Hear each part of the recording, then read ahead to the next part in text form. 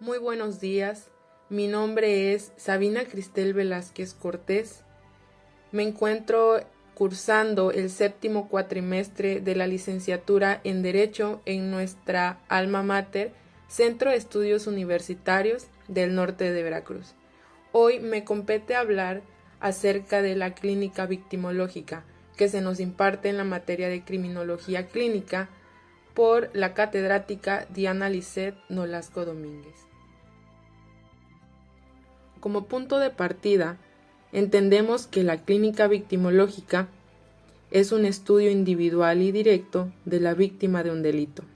La victimología, tal como es tratada hoy en día, es la ciencia que se encarga de estudiar a las víctimas, entendiendo por tal a todo sujeto que sufre por causa propia o ajena o aún por accidente o caso fortuito. La victimología criminológica se encargaría de una especie en particular de víctimas, aquellas que padecen como consecuencia de una conducta delictuosa.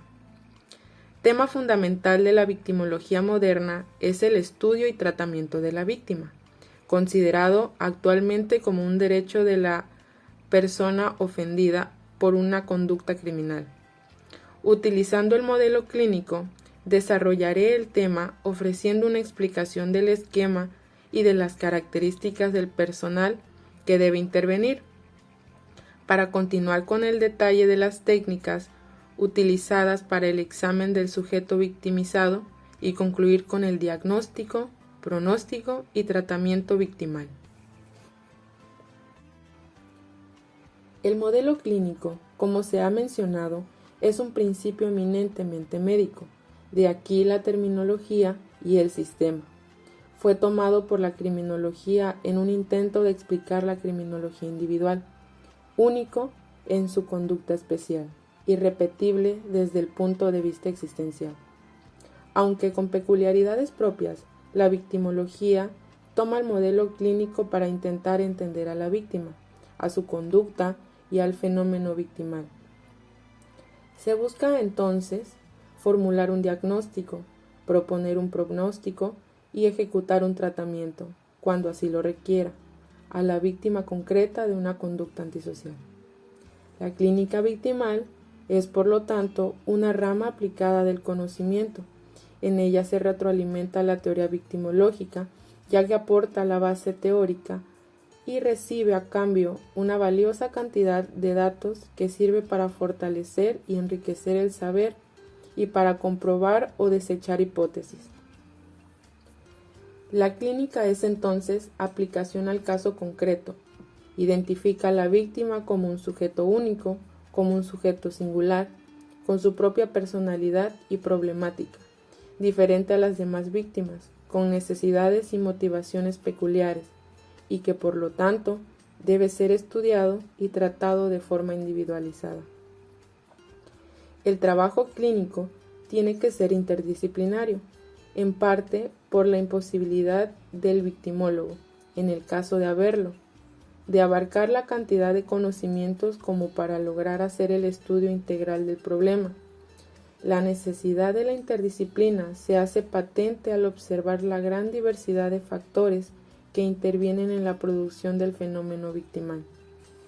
Efectivamente, la combinación de lo biológico, lo psicológico y lo social de la víctima aunado a la variante victimario, más los aspectos históricos, físicos, de tiempo y lugar.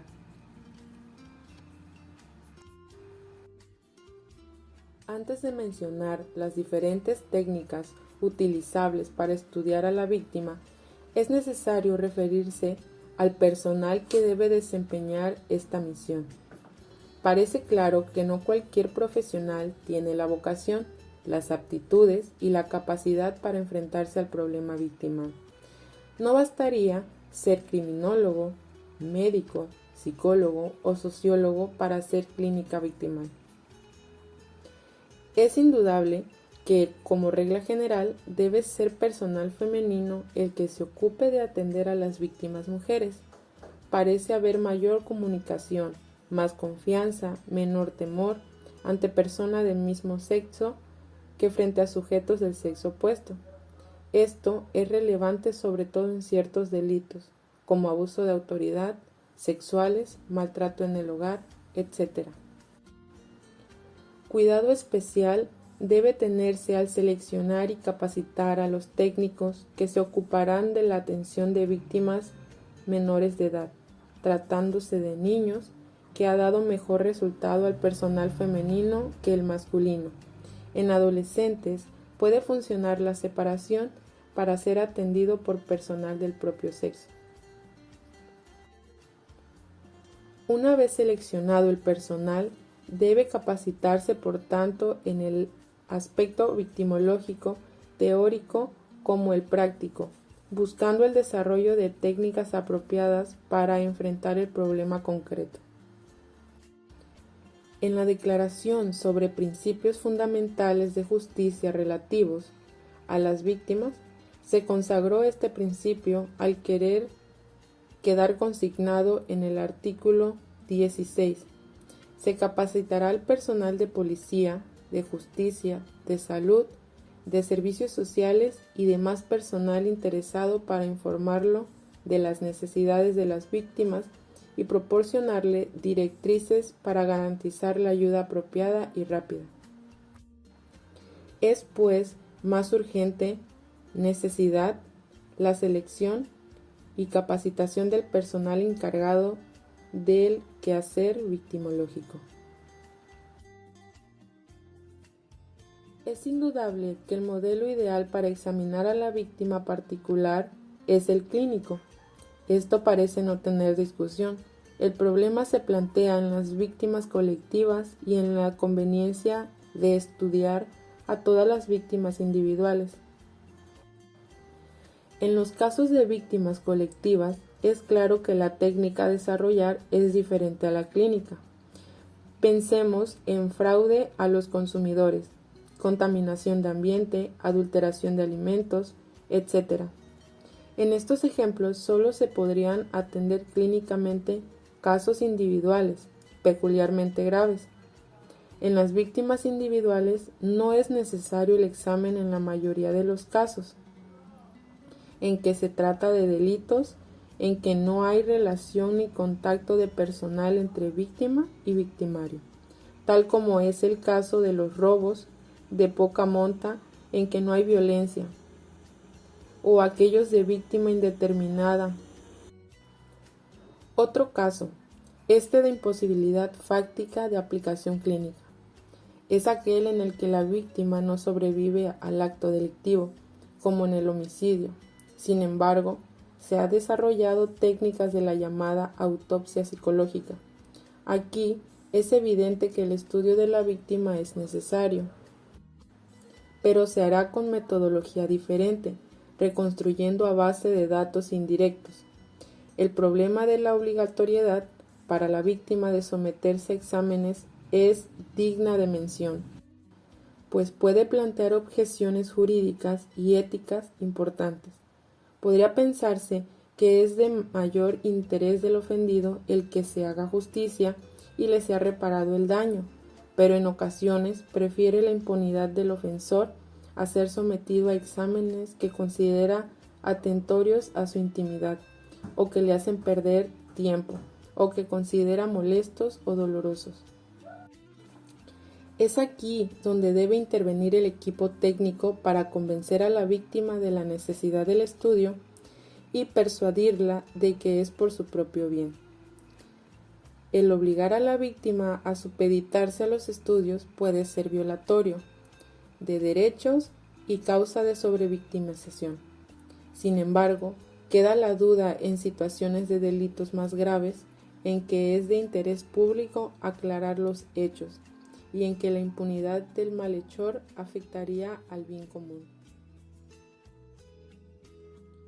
Fundamentalmente, la técnica victimológica debe utilizar las siguientes técnicas: entrevista, examen médico, examen psicológico, encuesta social.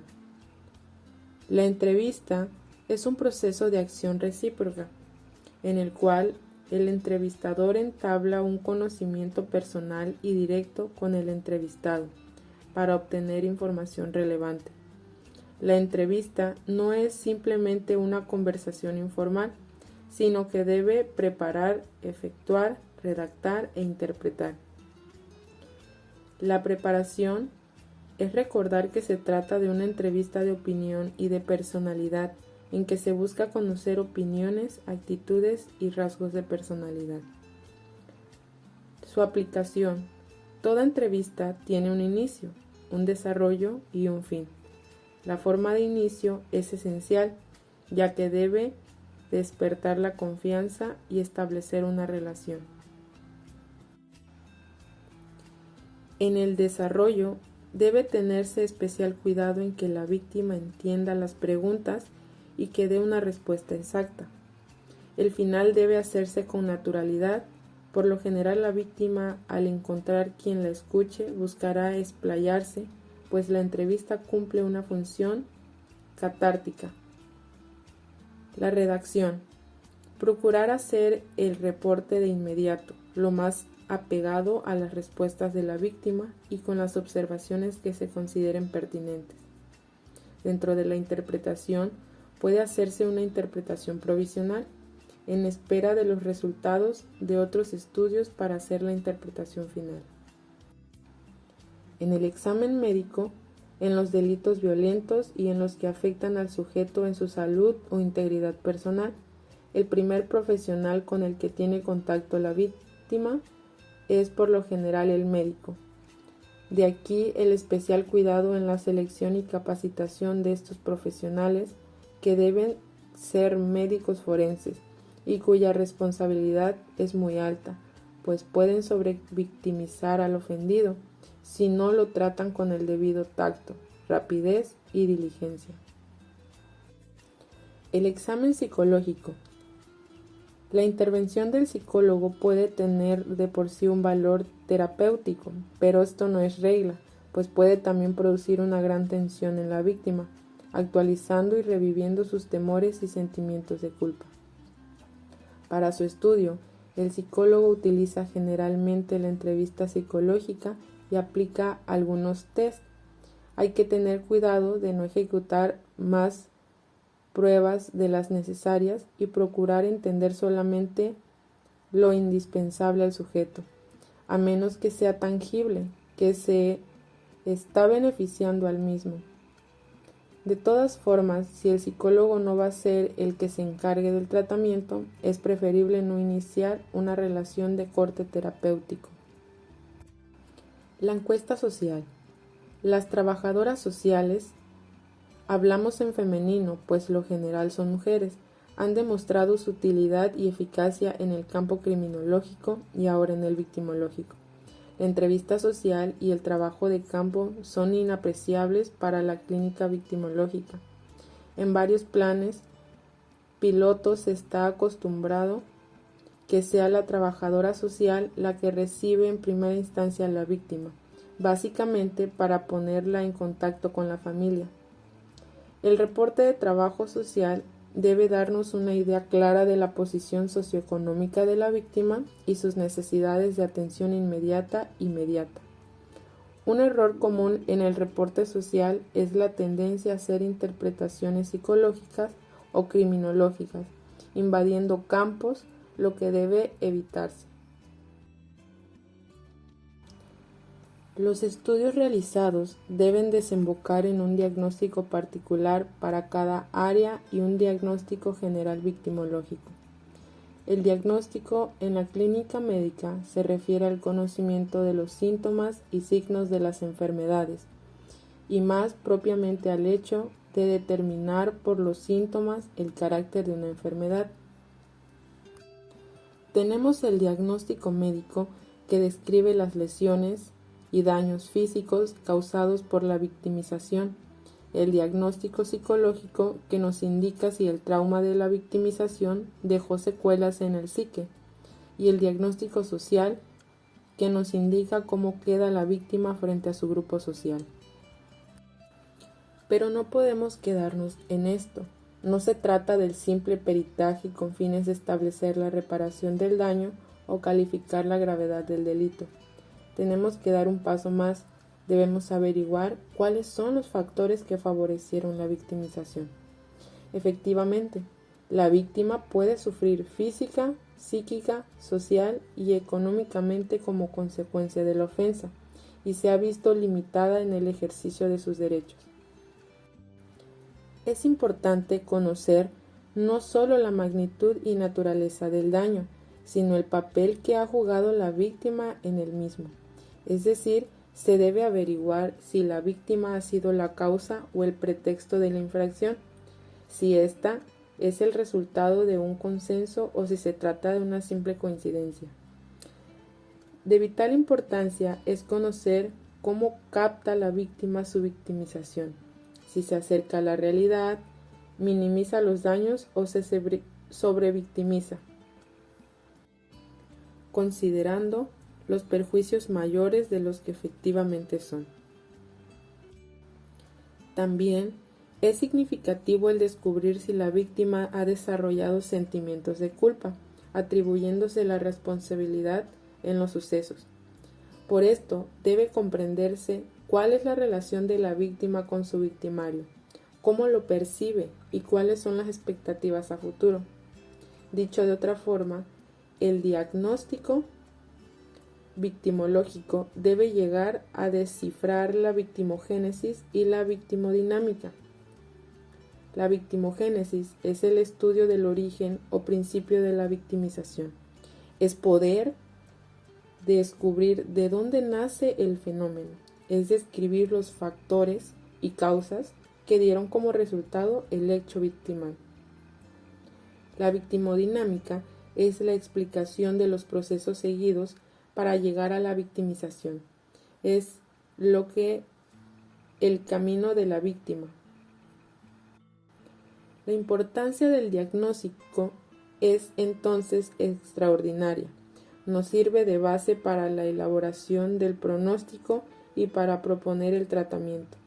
Un error de diagnóstico implica una equivocación de pronóstico y el fracaso del tratamiento. La prognosis victimal hace referencia a la apreciación que se hace basada en el diagnóstico de cuál será la conducta futura de la víctima y cuáles serán los efectos de la victimización. Tenemos desde luego los pronósticos parciales, el médico que nos dice cuánto tardará en sanar, el psicólogo que nos indica cuál será la evolución de la personalidad a partir del trauma victimal, y el social que debe predecir cómo reaccionará la comunidad ante la víctima. Con esta base y su propia indagación, el victimólogo hará la prognosis victimal, intentando predecir la situación venidera de la víctima.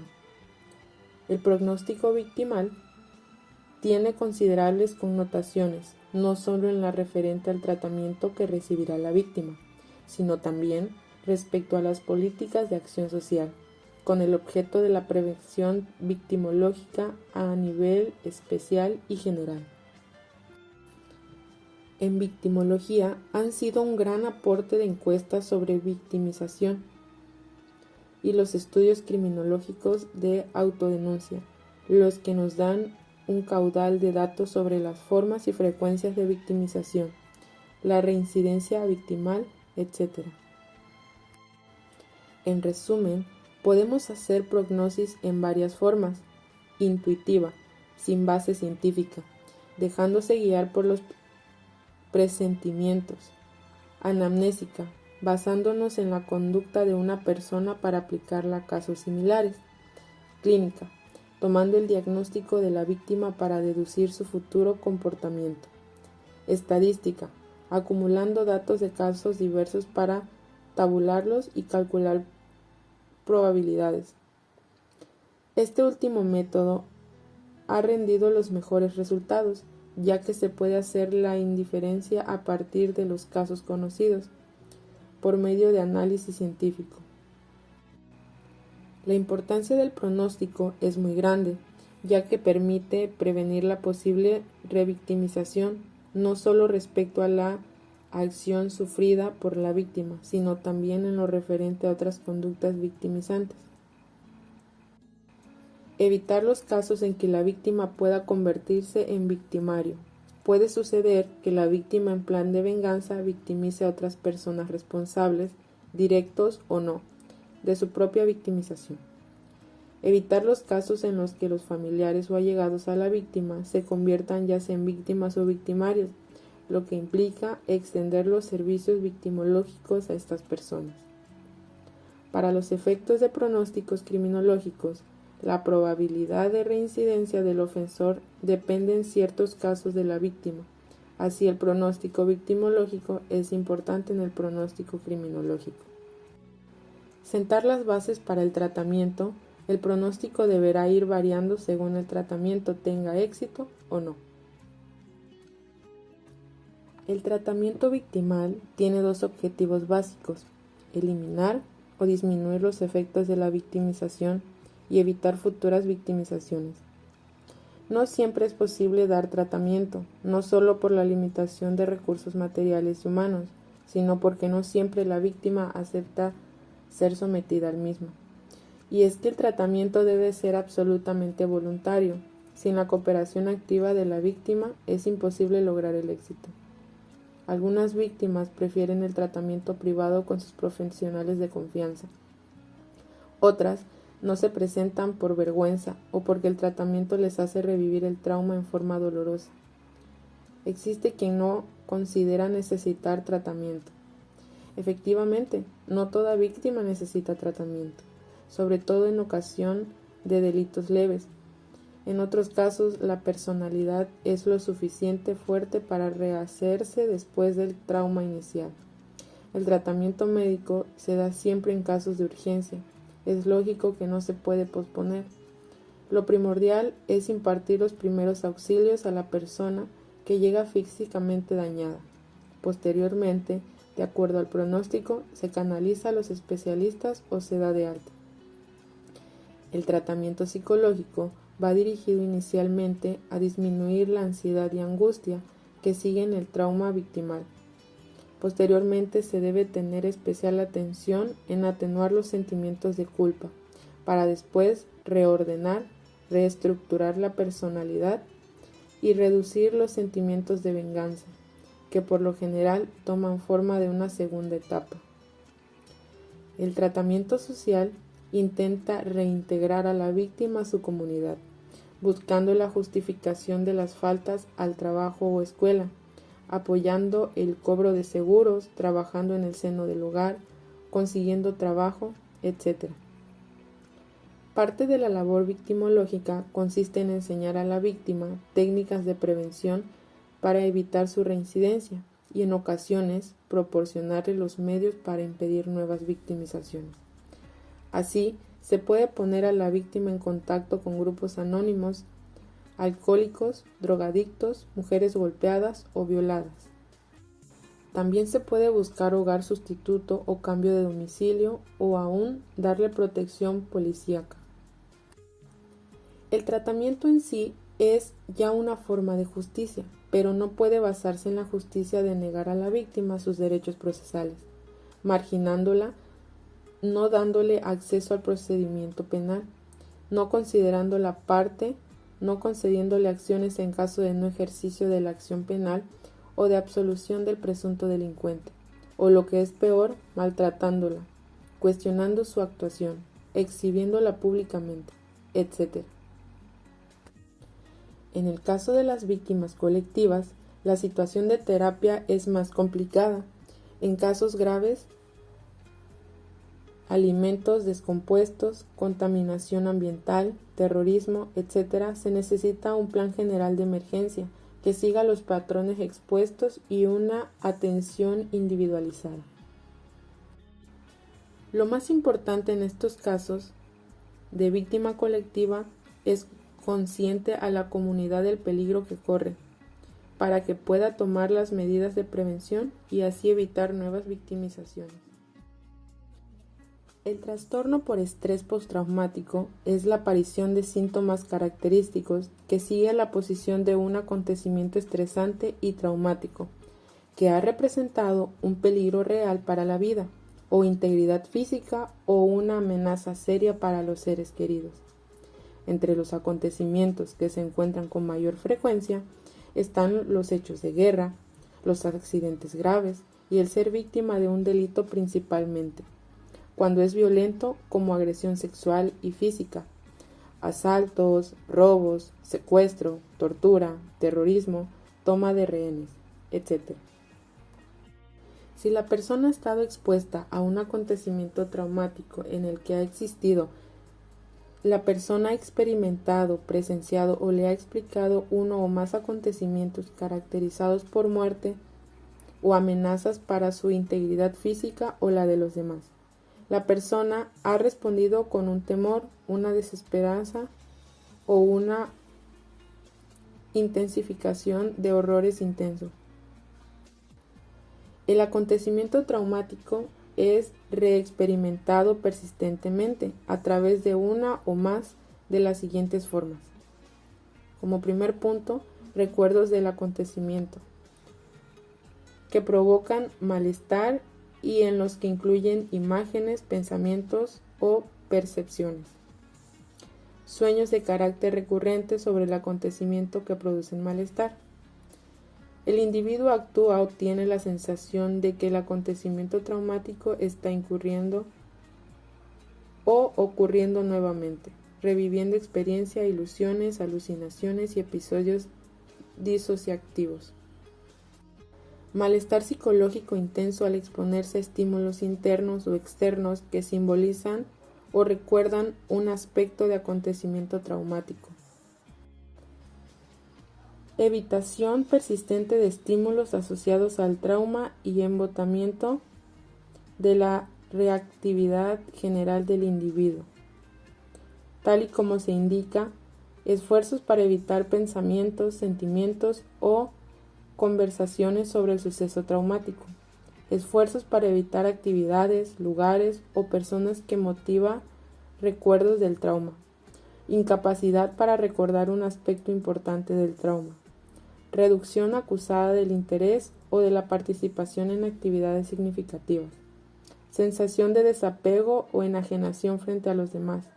Restricción de la vida afectiva. Incapacidad para poder tener sentimientos de amor. Sensación de un futuro limitado. No espera obtener un empleo, casarse, formar una familia o en definitiva tener la esperanza de una vida normal. Síntomas persistentes de aumento de la activación, tal y como indica dificultades como conciliar o mantener el sueño, irritabilidad, dificultades para concentrarse, hipervigilancia, respuestas exageradas al sobresalto. Estas alteraciones se prolongan más de un mes. Mismas alteraciones provocan malestar clínico significativo o deterioro social, laboral o de otras áreas importantes de la actividad del individuo.